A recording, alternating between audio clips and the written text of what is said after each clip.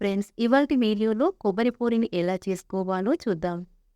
దీనికోసం ముందుగా బౌల్‌లోకి 1 కప్పు పచ్చి కొబ్బరి తురుము, 2 కప్పుల బియ్యం పిండి, రుచికి సరిపడా ఉప్పుని తీసుకొని బాగా కలుపుకోవాలి.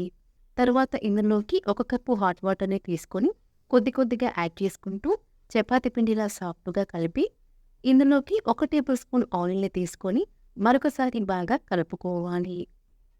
ఇప్పుడు నిమ్మకాయ సైజంత పిండి ముద్దను తీసుకొని పాలిథిన్ కవర్‌కి కొద్దిగా ఆయిల్‌ని అప్లై చేసి అడుగు ఫ్లాట్‌గా ఉండే స్టీల్ బౌల్‌తో కానీ లేదా ప్లేట్‌తో కానీ ఇలా లైట్‌గా ప్రెస్ చేస్తే పూరి చక్కగా రెడీ అయిపోతుంది. ఇప్పుడు ఈ పూరీని వేడి వేడి ఆయిల్‌లో వేసి పైనుండి వేడి ఆయిల్‌ని చల్లుతూ ఉంటే పూరి ఇలా చక్కగా పైకి పొంగుతుంది. ఇలాగే 2 వైపులా బాగా కాల్చుకొని తీసుకుంటే ఎంతో కమ్మగా ఉండే కొబ్బరి పూరి రెడీ.